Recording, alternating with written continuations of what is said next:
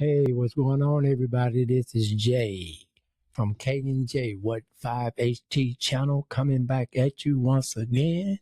Where the what stands for World Health Academia and Times, and those 5H's is when we're dealing with the truth, where the truth hurts, the truth is hard, the truth helps, the truth is healthy, and the truth heals. Yeah, well, it's been a minute. I know since we last uploaded something, so we just trying to stay consistent and trying to make sure when we do post that it be informative and that it give you information, not just the information that you hear every day, weekly. I'll say it's maybe information that you don't get much a lot. You have to go into a detail. You have to go into studies. You have to go into depth sometimes to get the real crud of certain things, especially when it pertains to scripture itself, and actually when it pertains to anything, whether it's world, times, academia, it doesn't matter. You kind of have to dig in. You have to dig in to get those real truths and get understandings rather than just getting a top layer and cliche-ish type of things. Stuff that just sound good and that has no substance to it. Whatever we do here, we're trying to bring substance. So what we're going to do is we're going to get right back into it. The last time I talked to you guys, we did a little small post concerning the incident that happened in my the hometown I was born in, as it's in reference to my great nephew, and we also dealt with the comments on one of our commenters that was dealing with when we was talking about Noah and nakedness. So we kind of dealt a little bit with Abraham prior to that. So what I want to do now is I want to dig right back in. I want to go right back into Abraham because a lot of things happen within this period of time, and a lot of people, especially today's times, you have our Gen, we have our Gen Zs and our millennials. They are kind of deep into a lot of new information that goes across these social media, as far as it pertains to YouTube and TikTok and Instagram, whatever you have, what have you. And they just grabbing this information and they trying to make sense of it and try to see um, how it fits into their livelihood or where they are right now, or even with their thinking and their ideology and views on what they believe. Because the building has really done a job. It has kind of dumbed down people when it comes to scripture. Actually, to be honest with you, very little we know, surface scratching, a lot of things that we're not even allowed to ask. However, we're in a generation now where the millennials and the Gen Z, they're going to ask the questions whether you like it or not. And I always say that. So it's good to know when you're dealing with your daughters and sons and your granddaughters, even when it pertains to your great grandsons and great granddaughters. And we're going to get into that because you're going to see some of this. That we talked about Noah, how we talked about how long Noah lived, 600 years pre-flood, 350 years post-flood. So actually, Noah got to experience a whole lot on the front end and the back end of the flood. And he actually lived during the time of a lot of these biblical faces that we hear about and read about, and Noah was actually still alive, along with actually some of his sons. So if it makes any sense, it's like if you got a grandfather, you got a lot of grandfathers that's still alive to see their grandson, and not only their grandson, even their great grandson. Well, if you got a guy that's been around for an additional 350 years after he brought his sons over to the post flood, and he lived an additional 350 years, doesn't it just make sense that he might still be alive to see his grandson, his great grandson, and who knows, possibly his great great grandson? Because think about it, we're talking about 350 years now. And when you put it in today's time, you got people that's living 80 years and they got great great grandkids. So does it make sense? Is it coming together with you now?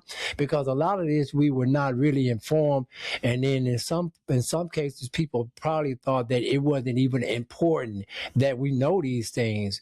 But here's maybe in that time, yeah. In this time, I wouldn't say so. I wouldn't say so. You need to be able to connect dots. You need to be able to connect the dots.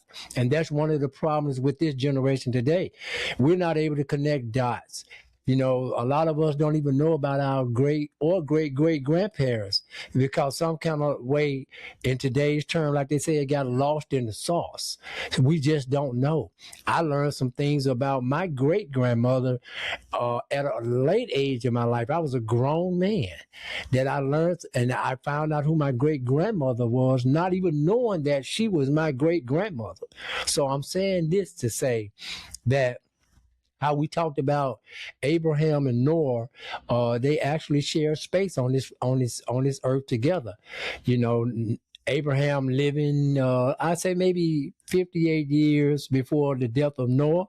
So Noah was actually around not just for Ham, Cush, Canaan, Nimrod, but also was around for Terah, Haran, and Abraham. Abraham more than likely got to experience Noah. Who wouldn't want to experience Noah? Someone that came post flood? Come on, think about it. This guy crossed over from a devastating time, one of the most devastating times ever recorded in the history of man. And here's a guy that can tell you about both sides of it. He can tell you about how devastating and how corrupt it was post flood, for even the flood to even be considered from the Most High to say, I'm just going to do away with man, but I'm going to spare these group of people right here. And for Noah to live an additional 350 years. Yes, to also get in a place to where he did a little stumbling himself. And see, that's what I was dealing with one of our commenters. I guess they just didn't want to picture that. But let me tell you something about scripture itself. It's a reoccurring theme how man always some kind of way is going to do something that caused them to fall. They may not fall from grace or the mercy of the Most High, but they're going to fall. Trust me. And Noah had a period in his life where he actually stumbled. But scripture also tells us he was awake from that stumbling or that wine or that faith that he had start buying into. But he had a son called Ham that actually looked on it and probably learned of it and then tried to reduplicate it to the point that Noah say, okay, cursed be Canaan, which is one of Ham's son. And we know Canaan is the same person who descendants occupied the land of Canaan, the Canaanites, the same land now that's going to be promised to Abraham, who we call the father of faith, the promised land, the land of Canaan. Here we go. We got Ham's son that's right tied up in this. And now we got Egypt that always seems to come into play. That's what I want to kind of focus on today, how Egypt, some kind of way, always seems to come into play. Whether it be good or bad, something was special about Egypt, whether we like it or not. And we know, and when we read scriptures, there's a lot of not so good things that we read that happen in Egypt. But at the same time, let's think about it. We see what's in Egypt today. We have things in Egypt today that can't even be reduplicated. And then they're still trying to figure out how did they get here. Then you have to understand that Noah's descendants, now, they occupied that land in Egypt. Now, you got a lot of writing and a lot of ancient writing and a lot of things that come down through Egypt. What I want to concentrate on is how Egypt always some kind of way comes into play. And that's going to bring us to our studies right here.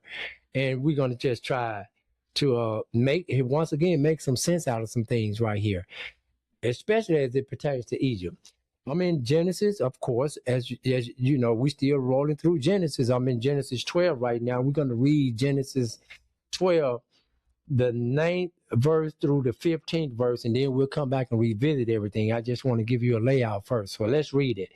Genesis 12 and 9. It says, and Abram, who later became Abraham, and Abram journeyed, going on still toward south. And there was a famine in the land. And Abram went down into Egypt to sojourn there, for the famine was grievous in the land. And it came to pass when he was come.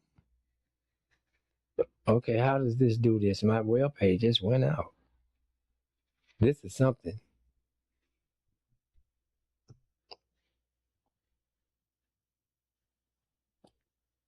All right, y'all just bear with me. This is it just act up. It's out of nowhere. It decided to do what it's doing. So yeah, well, till I get it back to where I'm trying to get to. Well, like I was saying, Egypt is always comes into play some kind of way. Egypt somehow always comes back into play. Abraham, as I was just reading, had to go back to Egypt. Well, I'm not going to say he had to go back to Egypt. He had to leave the land he was in, which is the land of Haran. And Haran is actually Abraham's brother. You know, we read that earlier in the scripture back up in Genesis 12 and 4, where it talks about Haran being Abraham's brother. By this time, I'm thinking Haran might be deceased, but at the same time, that's what Abraham had to go back to. Now, let's go back. I'm back up. I don't know what happened, but let's see. Let's keep moving. Let's go back to the scripture. It said, this is Genesis 12 and 10. It said, and there was a famine in the land, and Abram went down into Egypt to sojourn there, and the famine was grievous in the land. And it came to pass, when he was come near to enter into Egypt, that he said unto Sarai, his wife, behold now, or remember, when you hear the word behold, remember now, I know that thou art a fair woman to look upon. Pretty much meaning that you're a nice looking lady there. 12 says, therefore it shall come to pass, when the Egyptians shall see thee, that they shall say, this is his wife, and they will kill me. But they will save thee alive. They're going to spare you, though. They'll kill me, but they'll spare you if they need you my wife. 13 says, say, I pray thee, thou art my sister, that it may be well with me for thy sake, and my soul shall live because of thee. Don't tell these people that you my wife. Tell them you my sister. Because if you tell them you my wife, they're going to kill me, man. Because you a nice looking woman and they want you. So just tell them you my sister. Don't tell them you my wife, because we got to go down here, but I don't want these people to kill me, okay? This is Abraham now. Remember, father of faith, this is Abraham. And it came to pass that when Abram was coming to Egypt, the Egyptians beheld the woman, that she was very fair.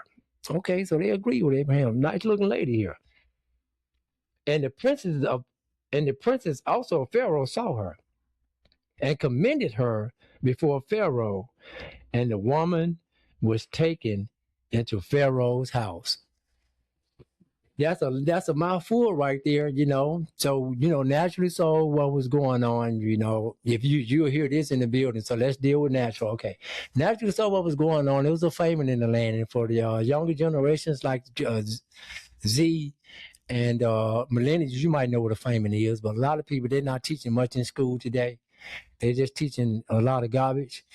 And, you know, I'm not going to take it for granted that you know what a famine is. So here it is naturally. So a famine is something where that comes about and it destroys all crop, all manner of food, whether it be by lack of rain or some kind of tragic event, whether it be storms or whether it be insects that devoured the plants or whatever it is, whether it be corn, what have you. So famine is when there's a lack of food in the land. There's a lack of food in the land. If there's a lack of food in the land, then you're gonna have to find somewhere or somehow to eat or to survive, I'll say. And we see a lot of that still goes on today in they call what some people call the motherland, Africa. Topic for another day. Always famine, and Egypt happens to be in Africa, right at the top northern part of Africa, and Haran is in that same area in the Middle East and right up there in the same area that we're talking about, where Noah actually took place and decided that's where they say the ark settled, and Noah, they started right up in there, everybody, along with the Nimrods and the Hams and so forth and so on. But we're dealing with Egypt here. So now that's what famine is in a natural sense, a lack of food, no food. How are we going to eat? How are we going to survive? So knowing that eat in biblical text in Hebrew, Paleo Hebrew, eat is to learn or a lack of knowledge or whatever. Now, let's go back and deal with something. Let's deal with something, because I want to focus on Egypt too at the same time. And when it said that Abram journeyed going on still southward, because he had to get out of his father's house. He had to get away from him. Remember his dad, his dad in cahoots with Nimrod with that mess, building all the idol gods and all of that. Now, Abraham has to get away from his father's house. And think about it. Here we go. By this time, Abraham more than likely came in contact with Noah. Now we're talking pretty much, we'll say 78 years later. So if Noah happened to pass away by the time Abraham is 58, now Abraham is 78. Now, because he's back at his father's house now, after doing his tenure with Noah and Shem. So he's back at his father's house, and he understand and realize something like the things that Noah talked about. My dad is doing something totally different. And from the way it sounds, this was the reason that the world was flooded from the start with this mess that Ham and his descendants, they dealing in this mess. I mean, Abraham is from the lineage of Shem. So he's still in cahoots. This still a cousin thing. So he watching Ham's son or Ham's grandson, Nimrod, in this mess, who's his cousin.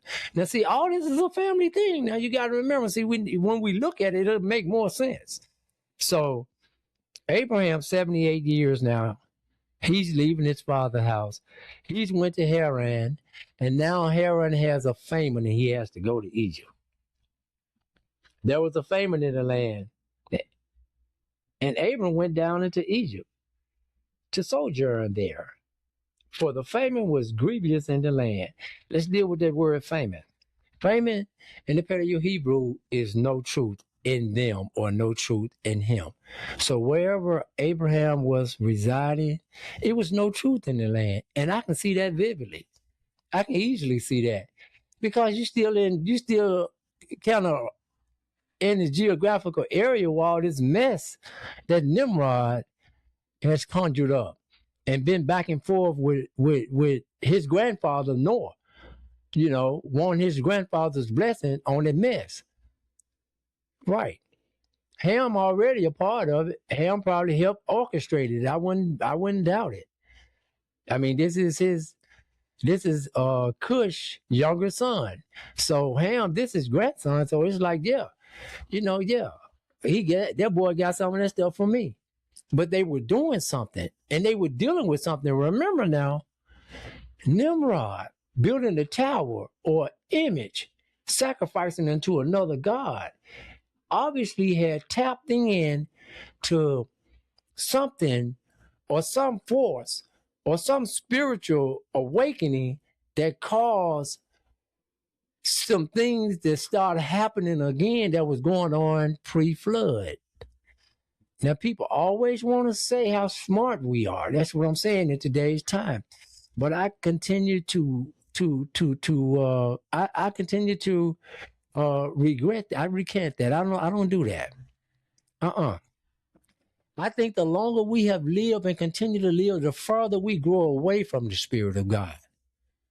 I'm going to stay with that. It's the further away we grow from the Spirit of God. Because if we grew closer, then things would be better. So if things continue to get worse, it's going to come a time again where he have to close this thing down again. That means we're growing away from him. So when we grow away from him in knowledge, like there was no truth in the land right there in Haran, and he had to go to Egypt. Egypt now known as the city of bondage. Or it was somewhat like Babylon, the house of confusion and wickedness and ungodliness, all this stuff going on in Egypt. However, at the same time, you got all this great building going on in Egypt and all this great technology, obviously, that's happening in Egypt. Because a lot of it stands right here, right now, today, we still witness it and see it with our eyes in this time. Being, stuff like the pyramids and writings and recordings and tablets and all that stuff that comes from this place. I mean, whether you like it or not, for some reason, the Spirit of God continued to send people that he called out back to Egypt. Now, what was Abram doing in Egypt? It said Abram went down into Egypt to sojourn there. For the famine was grievous in the land. So it was, the truth was not going forward in that land. It was grievous. It was bad. It was really bad. Bad information was going on right there. No truth. But at the same time, it's almost like this boom was going on, or growth. In the same breath, like if we compared it today, now let's deal with sojourn. We already said about the famine, no truth. Now sojourn. Now in the Paleo Hebrew, sojourn is to be instructed. Sojourn is to be instructed when you see that word. So here we go. It was no truth in the land. However, Abram went down to the land of disobedience and wickedness, or confusion, or the city of bondage, to be instructed. So now your question is, if he was sojourning or to be instructed by whom? And be instructed to do what? Come on. Stay with me. There's a lot of things going on. So at this time, Egypt had to still be an important place to be. If it was no truth going on there, so you're going to go to another place that's just as bad? He had to be instructed of something. After maybe having an encounter with Noah and also experiencing his father's house, and his cousins, a guy like Nimrod, and his great uncles, a guy like Ham and Cush. Yeah, they all in this together. You would think, oh, they done passed on. No. When you do an actual timeline, all this stuff is going on. Right. It's going on. Now, at this time, when Abram is in Egypt, or the city of bondage or confusion, or house of confusion, Noah has passed on now, about 20 years. Noah's 20 years gone. But Abram probably still remember what was planted inside of him. And he knew something was not right. So he got to move on now. So he goes to Egypt to be instructed. Now I'm going to show you, this is where I compare Egypt. This is where I look at Egypt, especially back in that time. Egypt was a place with information, both bad and good. A lot of information, both bad and good. It's nothing you can do with that. You can take that with a grain of salt. But even in today's time, when you check it, that's factual. It's nothing you can do with that. Now, we know we've been made to think of Egypt being such a bad place and so bad. However, if you can remember, if we think about it, who else had to go to Egypt? As we read, I'll read Jacob eventually went to Egypt with his 12 sons before Joseph even was sold to the Egyptian. Mary and Joseph had to take Yeshua to Egypt. Okay, so now I'm making a case here. Something is going on in Egypt, whether you like it or not. And now I'll say it again, both bad and good. I compare it to like a day's social media, where you got YouTube and you got TikTok and you got all these social media sites that you can go to, and the information is vast. However, the information is both bad and good. You got to be able to decipher the bad from the good. And the only way you can decipher the bad from the good, you got to have knowledge of both good and bad. With his tenure, I would say that more than likely he dealt with Noah and Shem and learned post-flood and what the Most High actually stands for and don't like, and living in his father's house, the chief idol builder or maker for Nimrod, worshiping these idol gods, sacrificing children, tapping into different spirits and getting information and knowledge from places that didn't serve a good purpose.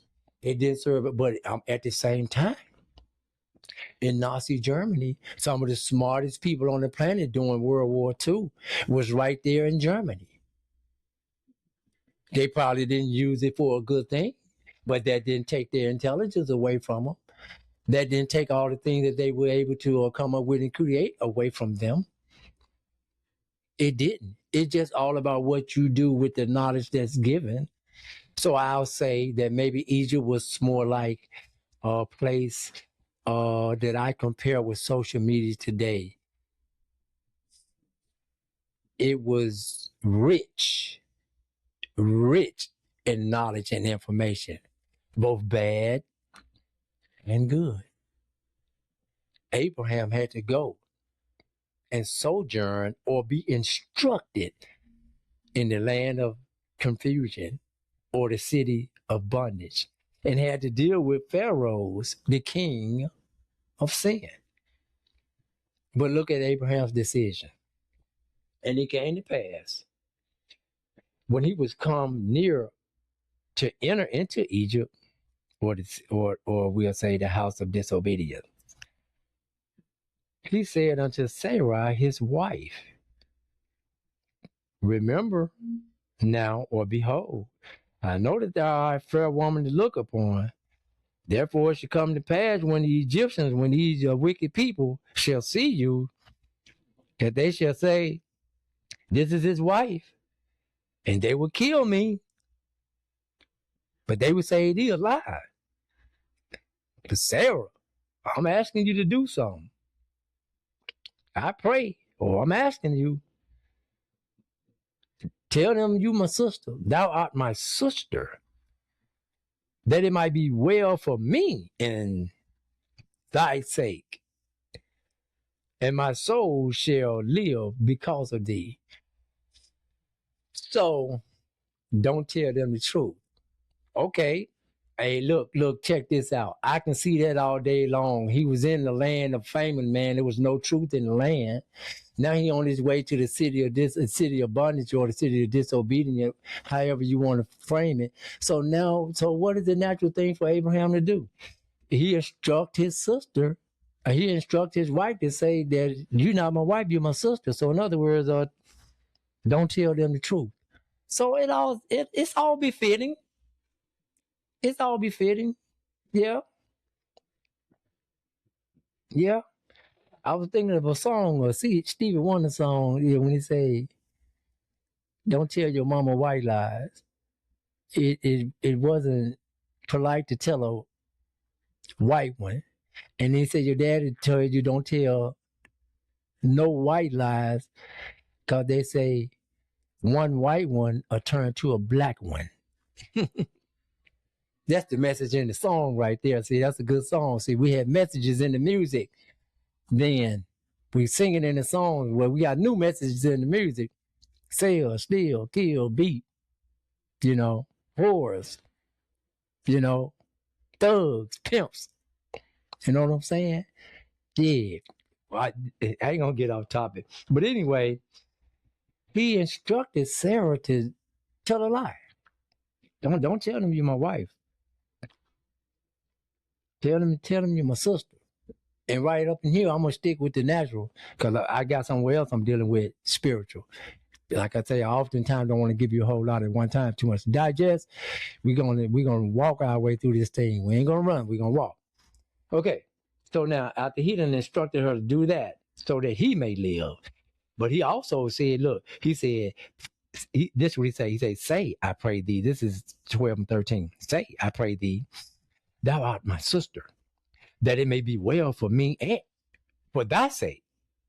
He said that it be well for me for her sake. And my soul shall live because of thee, though. I live because of you, but you're going to be all right because you're going to save me. Now, this is what's interesting, these next couple of verses. 12 and 14 say, and it came to pass that when Abram was coming to Egypt, the Egyptians beheld the woman, and she was very fair. The princes of Pharaoh, or the rulers also of Pharaoh, or the king of Sin, saw her, commended her before the king of Sin, or Pharaoh, and the woman was taken into Pharaoh's house. In those two verses, she became the woman. You didn't hear Sarah no more. It became the woman. The woman. The woman. See, I'm telling you, when you read and you look at stuff carefully, it's not doing it for just to be doing it. There's reasoning behind all of it. Okay. We talked about Pharaoh being the king of Sin. Now, in Egypt, you got what you call dynasties, and it was roughly 31, or some people say it was 33 dynasties, but they all confirm of the 31 dynasties, and each dynasty you got its own limit of time or how many years it was. But at this time, the dynasty we're talking about, what you will call the Middle Kingdom. It was the Middle Kingdom at this time when Abraham was in Egypt at this time. And at that time, the Pharaoh in Egypt could have been one of two people. One of the pharaohs could have been Amenemhat the first, or Senusret the third. It could have been one of the two pharaohs, I'll say, Amenemhat the first, or Senusret the third, during the Middle Kingdom.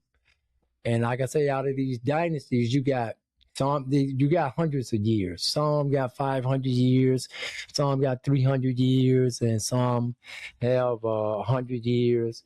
It just depends.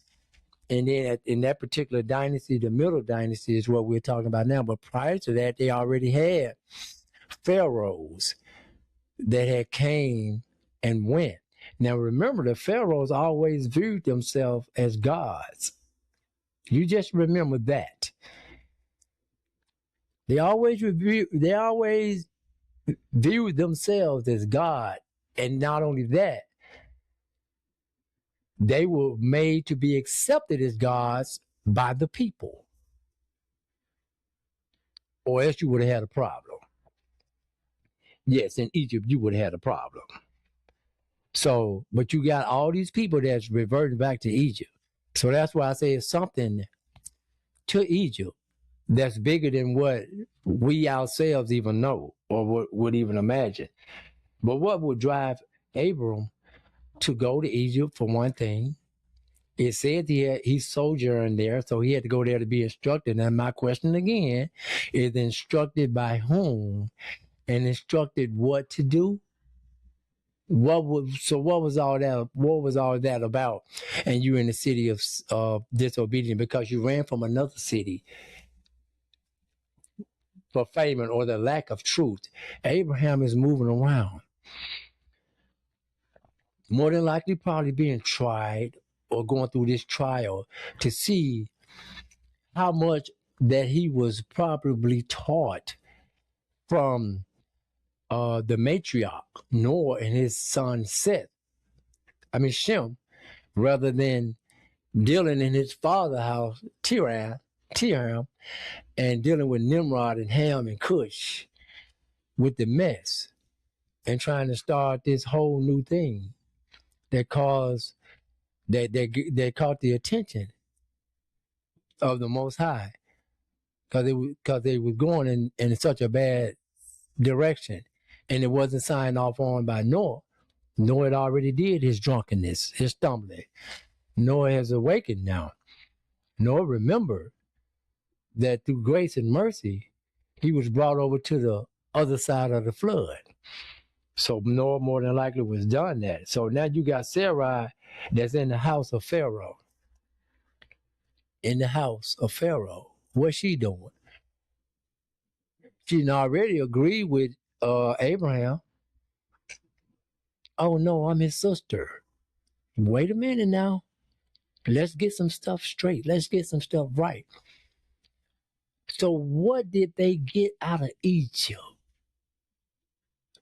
that they needed to go to Egypt?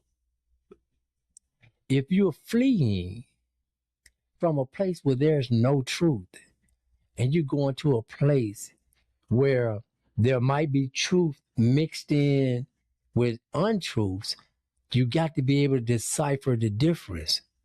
Because, like I say again, whether you like it or not, some things was going on in Egypt. The Egyptian had tapped into another realm and dealing with a higher source or spirit, I'll say, that taught them things for them to be able to accomplish the things that they accomplished in Egypt during his tenure and during his reign, when it was the powerhouse on the planet. So Egypt is something. And that's why I believe even today we have our millennials, we have our Gen Zers, they kind of into Egypt and Egyptology, and they want to know about this stuff. They want to know, and they want to feel like they are part of something, so they themselves will start to adopt some of the beliefs and some of the studies that come from this place. Now, however, here's the deal. When something is history and it's been recorded, a lot of times, whether you like it or not, you don't have to like what's been recorded. And then in some instances, you might say you don't even believe what was recorded. But I'm going to tell you what you are left with. This is what you are left with. This is for my boomers and my Gen Xers. All of the things that they say that was on stones and tablets may have been, they say that was pagan this, pagan that, pagan this, pagan that. But when it all tells of a story that sounds familiar to you, then you got to some kind of way start to considering or even changing some of your views or your thinking when it comes to this. Case in point, the scriptures that we read right now, we already talked about it in previous posts. Our man Constantine gathered a group of bishops together at the Council of Nicaea, and they developed what you call a Nicene Creed. And they themselves decided what would go into the scriptures and what will not go. So you just have to believe that, what you read. But it was a group of men that came together and decided what would go into the scriptures and what would be taken away from it. And these are the same scriptures that we read and believe today. He the one that he didn't coin the phrase Christianity, but he's the one that promoted it and got it to be what it is today.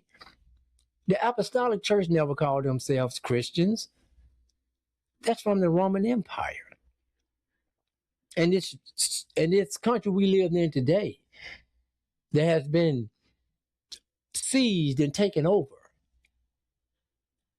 And a group of people that has been told a story. And a lot of it is falling apart. It's that same system. When you look at Rome and you look at today's United States, it'll tell you the story in the structures that's built and erected, not only in Rome ancient time, but even in this time today in the United States. Compare the buildings. The buildings that's been built and erected, and they got so much in common, so many similarities. The U.S. is up under a Roman Empire type of rule, and it's riddled in every major city that you want to see. Go downtown in any other cities and look at the buildings and look at what's on the buildings and who's in representation. We're in Rome again. So my man Constantine decided what would go in the scriptures or the Bible per se and what would not. And even since then, the Apocrypha have been taken away.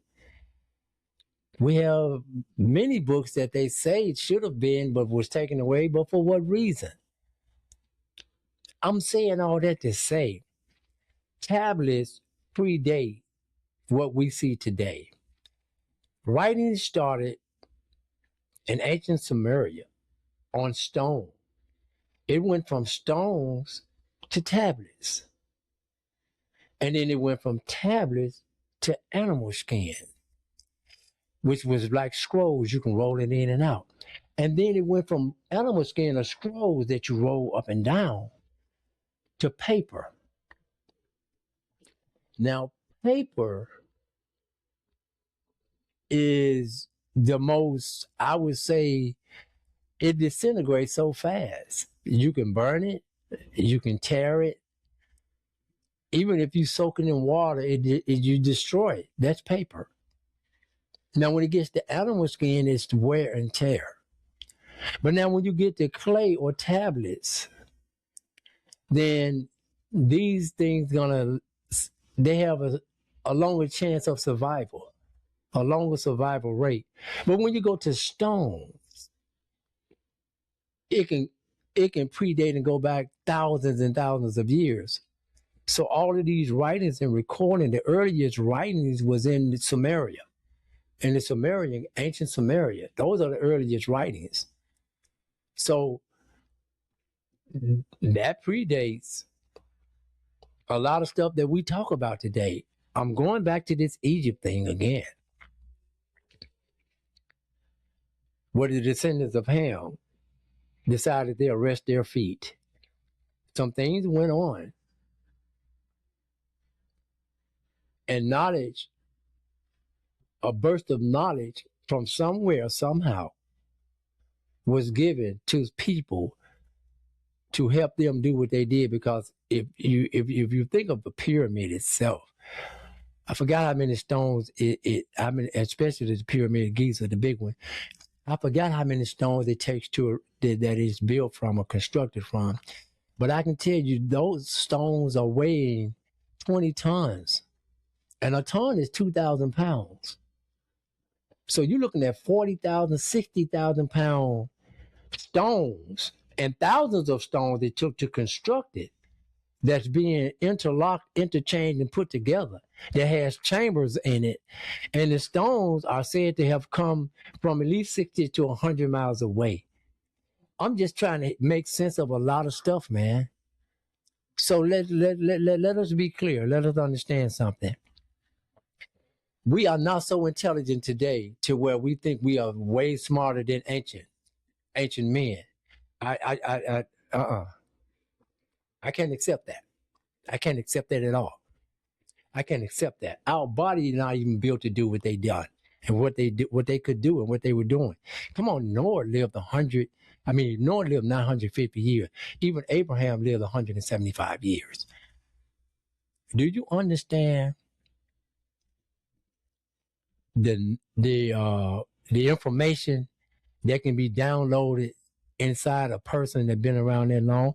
And I can easily see in Noah being looked on as a god. I mean, I keep saying that, but I know people want to be like, wow, well, you kind of extreme. No, I'm not. I'm not extreme. Not when you got a man that you probably been up under for 20 years and you might look at him as a god. So you're going to tell me you see a man that been around 350 years, and prior to that, he was already around 600 years, that you won't highly esteem him? Quit playing games with me and don't play games with yourself. You can't tell me that. You can't tell me that. I already know because I can look at today's time and come to that conclusion. So I'm just saying, if Abraham went to Egypt to be instructed, he went to Egypt to be instructed of what to do, and from whom was he instructed? That information, well, where do you get that information from? Because scripture just give us what it gave us. Scripture just give us that. That's what scripture gives us. It gives us that. That's what it gave us. And what we can take that and leave it right there, or we can make what we want to make of it. So I'm just saying. That's all I'm saying. That's all it gives us now. So where you get the rest of the information from? You can make it up, or you can just leave it alone. Same case in point. Even when it comes to Joshua, he we know of his birth. Let me say Jesus for the other people that don't know. We know of his birth, and then we know that at a certain point in time, he and his parents had to flee where? To Egypt. They was running from whom? Herod. Why was they running from Herod? Because Herod was seeking his life. Why out of all places Egypt? Ask yourself the question again. So it's recorded he was there anywhere from a couple of months to a couple of years, but however, he was in Egypt. So you never hear about Yahshua again until he's, what, is 11 or 12? One of the two?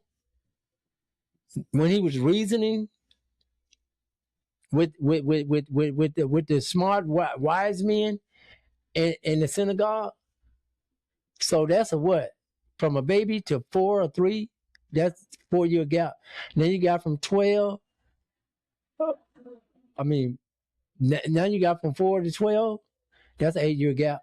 Now you got from 12 to when you hear about them again, 30. See all those gaps. I'm just saying, and I'm not trying to fill in the blanks. I'm just coming at you with what your millennial and your Gen Z children gonna come to you with. That's all. I'm gonna continue to do that. Those are the tough questions right there. And don't get mad because they valid. Don't get mad. Those are valid questions. If I want to know something. I mean, if you don't know the answer, you don't know the answer. But don't blow it off like it's a bad question. Oh, it's not. Oh, no. My same question right now. How come everybody got to go to Egypt?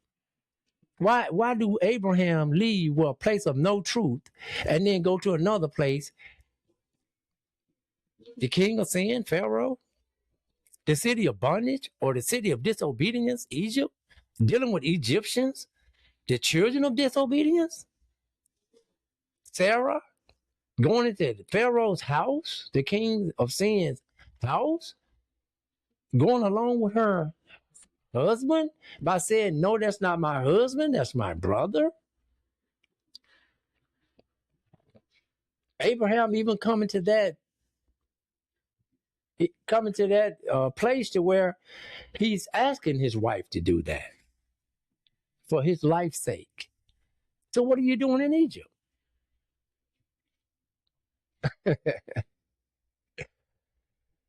Yeah, yeah, yeah. Well, we can say this, that Abraham, as we go further, I mean, we just going to be tied in a lot of things. Even Abraham was around long enough to witness not only Ishmael and Isaac, he was around long enough to even witness his grandson Jacob. Yeah, Abraham was still alive when Jacob was around, and they always passed down stories. They always told the stories of what happened or how they got to where they are to make stuff make sense to each generation. So you don't get what this generation say, get lost in the sauce. Because that's not a good place to be. Told them of the good things of Noah, from coming post flood to pre flood, and the good things of Shem.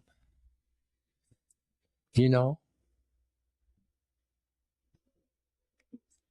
their great grandfather and great great grandfather, and then told them about their uncle, Ham, cousin, Nimrod. I haven't even said anything about Japhet. That's on down the line. But right now, we're dealing with what's going on in Egypt. So, like I say, I compare Egypt to a place that we have today, a, a place that we have today in social media. Vast information, both good and bad. Some false, some true. This is Egypt. So many dynasties, so many pharaohs, and so many untold truths and things that's been left out and missed. So how does that help me? How does that help me spiritually? We need to understand where we are and who we are and why we are. If we want to come to grips with our lives spiritually, we in a land that we know not, well, we know of the land, but we don't know who we are. We don't even know our dialect. We've been taught an English language that's Yiddish, man, and it's so watered down and tainted. You know, you got all these codes that's decoded words that we say every day. And then they disguise it and hide it. Even in simple stuff like good morning. Okay, morning, morning, morning. Why are you mourning? Why are you mourning? And then they say, no, they're not spelled the same. Listen here, brother. You can do that all you want, and that's fine with me. So I'm just using just certain things. I mean, I'm just showing you the coded and the twistedness that's in this system and this people that's disconnecting us from a spiritual God that we've been disconnected from. Why you think they stripped us of the language? Because the language meant so much. It had so much meaning to it. All of that. And I'm just telling you, this thing is way greater than you could ever imagine. It's greater than you can ever imagine. Even in simple words, understand. Stand under what? What are you standing under? Understand? What are you standing under? Understand? Come on. It's in our everyday lingo. This thing is a spiritual warfare and a spiritual weapon that we can't even phantom in our thoughts because our frequencies are off. Yeah, yeah. The vibes, remember? The wave, the sound. What brought the walls of Jericho down? Sounds. They marched around and they yelled and they blew trumpets. And the vibration and the sound and the frequencies and walls fall down. We can go spiritual with that too, but I'm just showing you, even in a natural sense, the mighty God that we say we serve. And we always say nothing is impossible for him. But we've gotten into a place now to where man has continued as Nimrod to play God and has put us in a place to where we actually serve and worship them as gods. And then we're going to continue to say, I don't serve no man or worship no man as God. I want you to sit down and think about that for a long time. I want you to sit down and think about that for a long time. When you have men telling you what and what not to do.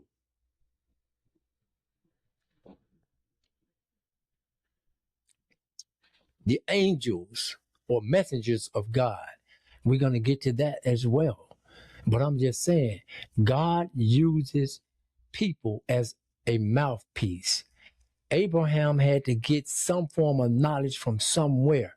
The Spirit of the Most High lead you, and he causes someone else to speak. Even if it comes in a vision, he causes someone else to come and speak and put that stamp of approval on that vision that you have been given. So he used the mouths of men. Abraham had to get it from somewhere. And I'm going to keep suggesting to you, it was in the presence of Noah, because he didn't get it from his father. He didn't get it from his uncles. He didn't get it from his cousin. Mm-hmm. Yes. So it came from his grandfather, great grandfather, and so on. But Egypt, you have to consider, it's something special about Egypt. Both good and bad. Learn to separate the two, even in life. Both good and bad. Tree of knowledge and good and tree of knowledge of good and evil. Both good things and evil things. The double-tongued man serpent, both lies and truth. Reoccurring theme, riddled throughout the scriptures. A lot of things that we don't know, that we weren't afforded to know, that wasn't put on the paper. I just try to do some of the work and bring it to you. We're going to keep going in on this right here, because I want to say some more stuff about Philemon as we deal in Baruch and Jeremiah, because all of these people had some kind of connection all the way back to the city of bondage, or the city of disobedience and evil, called Egypt, a place that we still look at today in awe. Thank you. We're going to come back. We're going to keep going.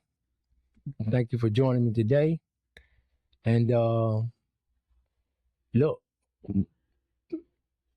it's been a while, but I'm going to try to come back a little bit more sooner than what we've been down on. I want you to take a look at today's meal of the day or plate of the day. And we're going to also show you our mystery buildings. Yeah, take a look at it. Think about it. Just trying to give you some things to stimulate your thinking. And go to the building to get the rest of it, your emotions. Because I know some of the stuff that I give is not emotion that don't make you shout. Probably don't even make you feel good. But I want to talk to my millennials and I want to talk to my Gen Zers. I wanted to help them come to a place because they don't even frequent the building. So they need to know some things, the same things that they are out here looking for and experimenting on and searching for. I'm trying to tie in some of the dots and trying to connect some. I say maybe connect some of the dots for you, helping you understand things spiritually. So whether than always looking at it on a natural sense, and then you can stay away from the people that want to get all the money and want all the big cars and want all the big fair fancy houses. You know, they out there, they're gonna stay out there. I'm just gonna try to give you what I think you need. Some of the stuff you may not even be getting in school. It's a little bit of scripture, it's a little bit of history. We're mixing it all in together with some academia, and it also covers the times. Yes, like I'm telling you about those dynasties in the Egyptian empires. And we'll continue to talk like this. We'll continue to go in this manner. Till then, I want you to tune in, like, subscribe, hit the notification button, comment if you like, and me, Kay, and I will be coming right back at you on our next post. Until then, I'm going to say what the flux. Ancient giant tree stumps. The trees got petrified a long time ago. They were the trees of life that connected to our minds. They would have reached into the heavens above. Just like you see in the film Avatar. Don't be fooled by thinking these are mountains.